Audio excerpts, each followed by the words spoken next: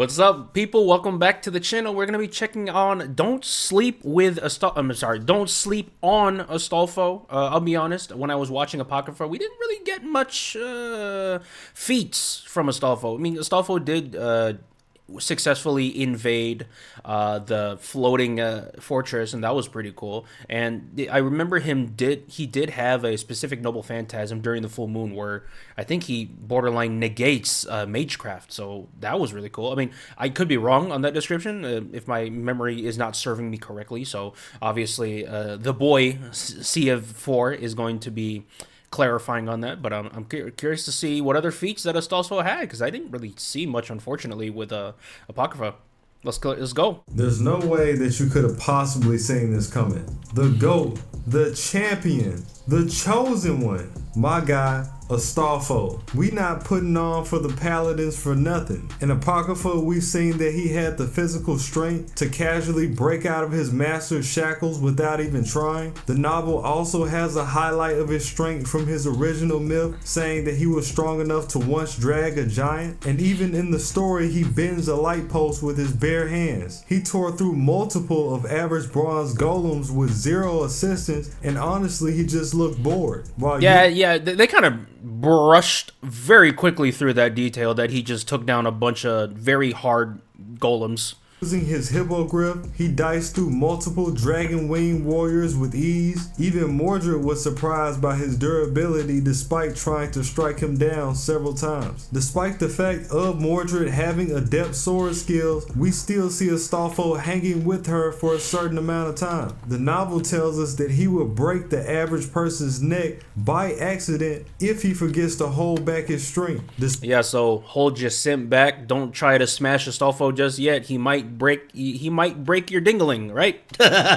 He might actually break it. Despite him being one of the smallest spirits in the war, he had no problem throwing Sig over his shoulder and carrying him to safety. When his master Selenite tried to stab him in the chest with a knife, Astolfo just ate it. His chest straight up repelled the knife. The real man of steel. We've seen him be impaled by Vlad multiple times in a row, and he just ignored the— Wait, did we see that in Apocrypha? I don't think I saw that in Apocrypha. Pain. When he was attacked by Semiramis, he had not only the durability, but the tact to survive being grazed by one of her laser beams, burning his arm and immediately getting out the way. This man took an entire boulder straight to the face and told Leticia verbatim that it was nothing. He took a hit straight to the dome from Helena's UFO and just shook it off. The novel tells us that his original charge speed has been compared to lightning. It even clarifies that this is without his Hippogriff, meaning in the show he was actually nerfed. He casually died. Everyone's nerfed in the show.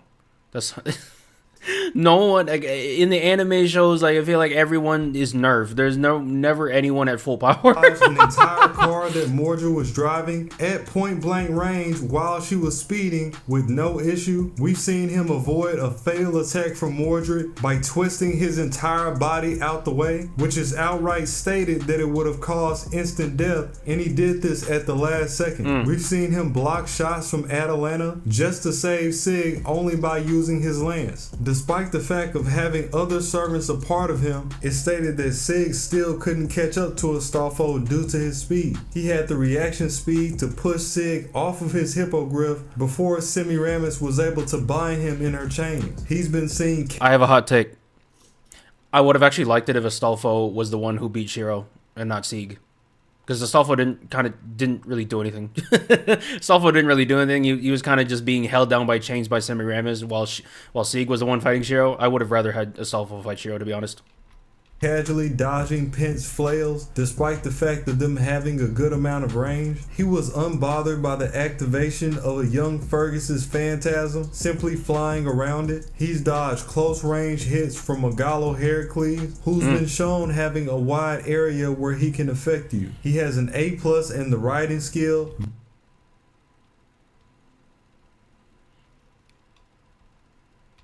Yes, he does. boasting that he could pilot an entire plane if the situation requires it. And then, of course, he has access to divine and phantasmal beasts. In FGO, he's mentioned the same thing goes for ships. Driving a large boat would be nothing for him. Due to the anecdotes of his lore, the closer the moon is to being full, Astolfo will lose more and more reason accordingly. He also becomes his sharpest when there's no moon, vice versa. Even without a master, with the help of his independent action and his weapon, he was able to resist multiple command spells through just willpower. I feel like a lot of people...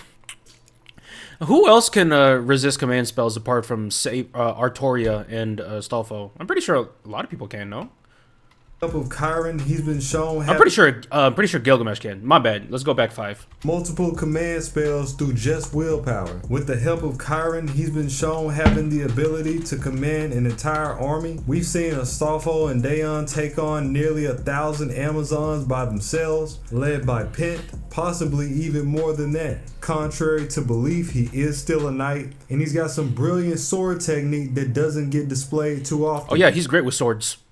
He does have monstrous strength, which allows him to increase his power and burst. He has great awareness, being able to detect the fact that Chiron was trailing them when Sig had no idea what was going on. When Vlad was showing off his rage, no matter how much he tried to make himself appear as a threat, Astolfo was unbothered. You have his Argelia phantasm, which is his lance, that allows him to turn a servant's body below the knee back into spirit form. We've seen him use this against Spartacus when he completely dissolved his legs as he was approaching Astolfo. We've seen this work on average bronze Supreme Golem, Adam, despite the fact of it being an A+ phantasm, where Astolfo completely amputated its legs while riding on his Hippogriff. In FGO, we've seen him use this to bring down an enormous demonic boar in just one contact. When he was up against Megalos, before he grew them back, he turned both of his legs to spirit form with just 2 hits. The magical effects of this move covers a wide range, way wider than it might appear to the eye. In his FGO summoning, instead of being a phantasm, it's only a D rank skill and still comes out to be more useful than his contenders. You have his phantasm Logistille, that being his grimoire, which allows him to break through any type of magical concept under normal standards. He does have the condition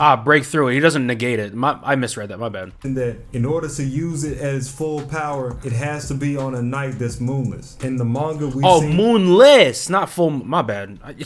I keep getting things wrong. Him displace magical rivers and waterfalls just by using it. It can nullify magecraft that would affect your navigation. So think when Kirisugu couldn't find the Ainsburn Castle, or maybe the Ainsworths, with their cloaking spell around their territory, he could go straight around both. Defense wise, it's an extremely powerful phantasm and gives him continuous A rank magic resistance as long as he's using the grimoire. Bro's a tank.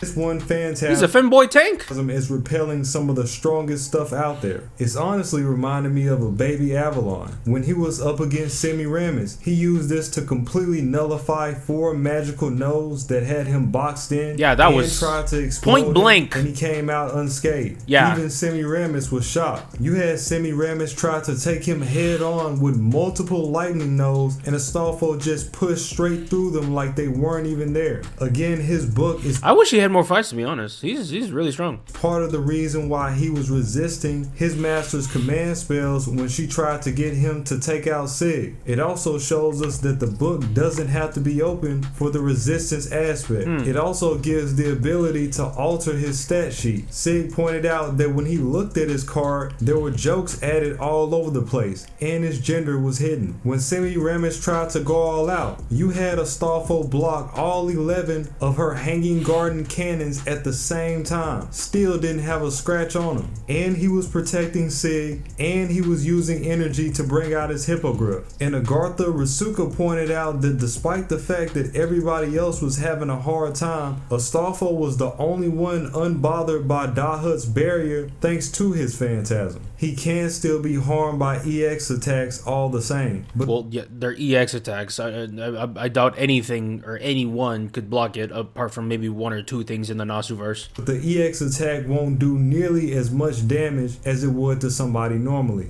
You have his Black Luna Phantasm, which is his horn that he uses in combat. This allows him to affect his target's ability to do battle and send out waves of magical energy via sound. Deploying this, we've seen him decimate an entire swarm of dragon wing warriors immediately. The sheer force behind this was enough to stop Atalanta's arrows from reaching him, even though I'm kidding. she was at close range. With the help of a command spell, we've seen him use this alongside Dayon to deal with the Amazons. Again, this being several hundred. Astolfo himself I thought he said 1,000.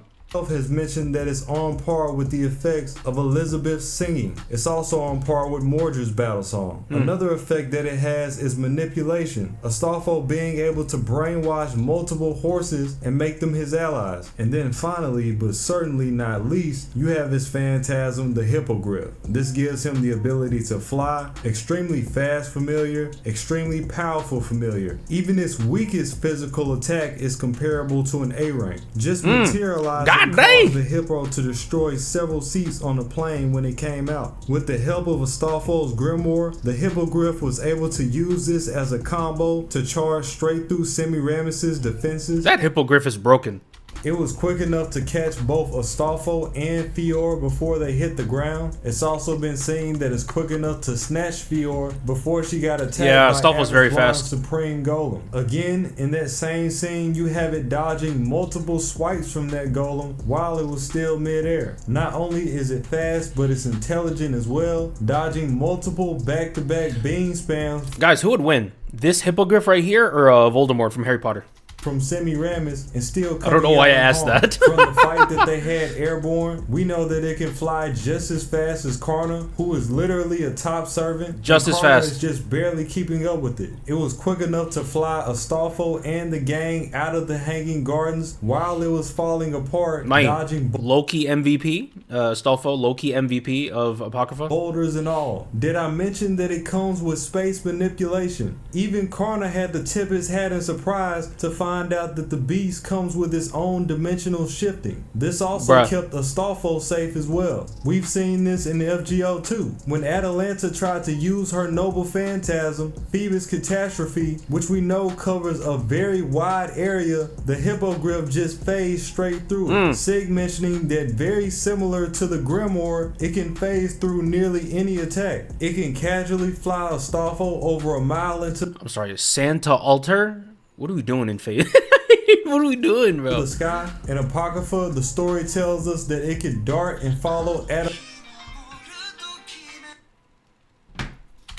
wherever it needs to go. We've seen the beast rest its body on the tip of Bradamante's spear, which delayed her from using it. It can pull out a ferocious charge in any direction. It has the ability to summon tornadoes in front of him at will. And then of course you have the actual phantasm charge, which multiplies the impact a number of times. In Astolfo's saber form, he has his own unique bell that allows him to increase his power at will. From Emiya, we know that these bells can also make you lose consciousness. We've also seen him transport Boudica at will while he's in this form, and she couldn't do anything about it. I mean, let's be honest, dudes out here wondering how he survived to the end of the Apocrypha War, but the better question is, why wouldn't he? This man has the hacks. He's got, I mean, he got like evasion at level 100. He got defense at level, I wouldn't say level 100, maybe like level 90 defense. The A rank magical resistance. He's got the sword skills. He serves as a knight to one of the most prominent figures in Fate, Charlemagne. He can technically phase through any hit. He has a phantasmal beast that can also phase through most hits. These boys are really lucky that Astolfo isn't a focal character. If he had nearly as much firepower as he had defense, you boys would have a real problem. They got a problem without it. I gotta give him the C rank. Once we get that Grand Rider Astolfo, consider it done.